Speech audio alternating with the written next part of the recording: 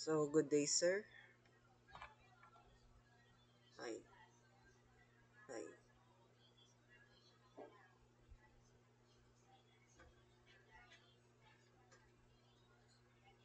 So, good day, sir. So, I'm here to demonstrate to how can how to scan vulnerabilities using burp suits and etc. So, in this activity, I will show on how to perform SQL injection in this website using burp suit. So, kanina nakakapag-con na ako. So, ang ginawa ko lang kanina po is punta ako sa proxy. Para yung sa activity 1 na ginawa ko. Then, nilagay ko doon yung link ng website. Then, nag-login ako. So, dito yung ating credentials and other information nung nag-login tayo. So, ni-right click ko lang. Then, pinunta ko siya sa repeater. So, itong ating code.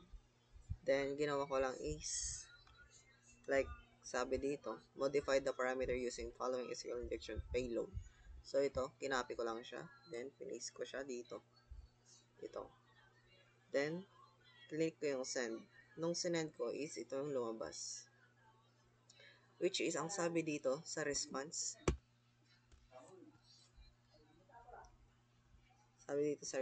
is,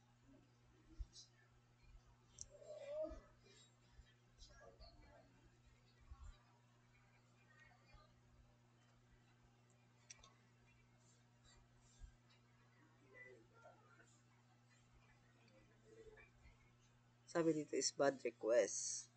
So, malinaw naman na ang ibig sabihin nito is hindi niya inallow yung SQL injection natin. The explanation nito is, since yung SQL injection na ating nilaga is always true, the query return all rows and the system thinks you're logged in successfully even without valid credentials. So this is what they call login bypass using SQL injection, pero hindi siya nakapag-login kasi bad request nga sabi dito.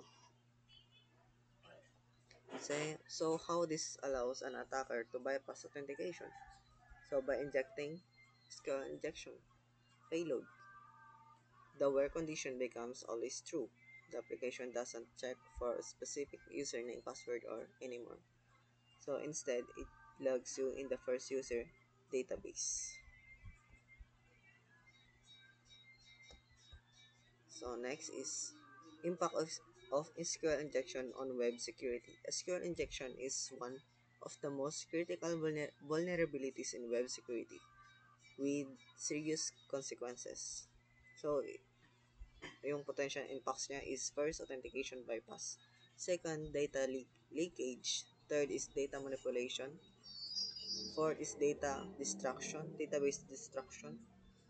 And six is privilege escalation. And lastly is system compromise. So, sa real world impact naman is data breaches. Next is OWASP Top 10 most dangerous vulnerabilities. So, alam na natin kung anong mga yun. Hindi na natin discuss yun. So, easily exploited with an like SQL map or manually via burp suit. So, how we can prevent this SQL injection? So, use prepared statements, parametered queries. So, meron ako nilagay sa aking code dati na um, para prepared statements kung sakali kapag kulang ka ng or kulang ka ng gmail.com, yun, mag-error siya or sasabihin niya is invalid email, like that. So, validate that and sanitize all user input. So, yung mga na-input na mga kunwari yung password, dapat naka-caps lock siya or may special character or number, like that. So, use web application firewalls, WAFS. So, gamit ng web application firewalls. So, that's it. Thank you for watching.